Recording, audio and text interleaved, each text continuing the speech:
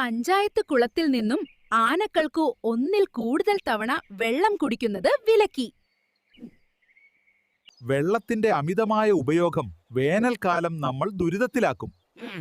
അതുകൊണ്ടാണ് ആനകളെ വിലക്കിയത്. ഇതിനെതിരെ അപ്പീലിന് പോകുമെന്ന് ജംഗിൾ എലിഫന്റ് യൂണിയൻ പ്രഖ്യാപിച്ചു. കാലങ്ങളായി ആനകൾ നേരിടുന്ന പ്രശ്നങ്ങൾക്ക് ഉടൻ പരിഹാരം കാണുമെന്ന് JEU നേതാവ് പ്രഖ്യാപിച്ചു. മറ്റൊരു വാർത്ത, കാട്ടിലെ സിംഹത്തിന്റെ ഡ്യൂട്ടി ടൈമിലെ ഉറക്കം പിടിച്ചു.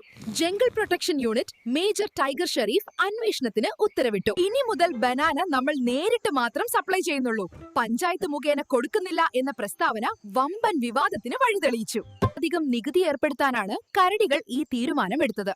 ഇതിനെതിരെ ശക്തമായി പ്രതികരിക്കുമെന്നു ജംഗിൾ മങ്കി അസോസിയേഷൻ പ്രഖ്യാപിച്ചു. ഒരാഴ്ച കൊണ്ട് മുഖത്തെ പാടുകൾ പോയി വെളുക്കുന്ന ഫേസ് വൈറ്റനിങ് ക്രീം പരിചയപ്പെടുത്തി കോക്കീന. മുഖം വെളുത്തില്ലേ, ക്യാഷ് തിരിച്ചു കൊടുക്കുമെന്ന് ക്രീം ഓണർ കോക്കീന ജംഗിൾ ന്യൂസിനോട് പറഞ്ഞു. പൊലിഞ്ഞത് 4 ജീവനുകൾ. ടിങ്കു അലുവ സ്റ്റാൾ അതിക്രമിച്ചു കയറി അലുവ കഴിക്കുന്നതിനിടയിൽ അബദ്ധത്തിൽ എലിവിഷം കഴിച്ച് 4 എലികൾ മരിച്ചു. നാട്ടിലേക്ക് ചന്ദനം കടത്താൻ ശ്രമിച്ച കുറുക്കേഷിനെ SI കരടിച്ചക്കോയും സംഘവും പിടികൂടി. പിടികിട്ടാ പുള്ളിയായ കുറുക്കേഷ് നിരവധി കേസിലെ പ്രതിയാണ്.